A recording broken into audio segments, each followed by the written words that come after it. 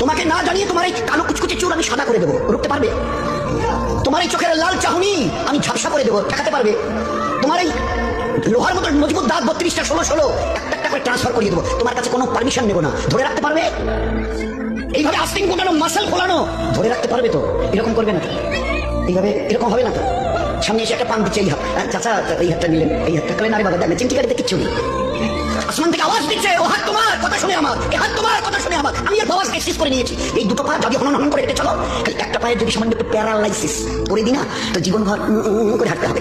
Bedroom থেকে নিয়ে bathroom একদম লাগালাগি, অ্যাটাচড, আমরা বলি না অ্যাটাচড। তুই বেডরুম থেকে নেমে বাথরুম কত বাচ্চার ছাদ, বেডরুমের দেয়াল আর এই যে হচ্ছে বাথরুমের দেয়াল, মাঝখানে একটা দরজা, এখান থেকে উঠে ওই ঘরে রুমটা পারবে? আসে বাবা, কিসের দেবাক তোমার, কিসের এই অহংকার তোমার? শুনুনি কোনোদিন নবীজির কাছ থেকে অহংকার, তাকাব্বুর, এটা আমার চাদর, বড়াই এটা আমার চাদর, আল্লাহ বলছেন। আর আমার চাদর ধরে যে টান দেয় তার ঠিকানা কোথায়? আমি বলেন না, সবাই কম বেশি জানে।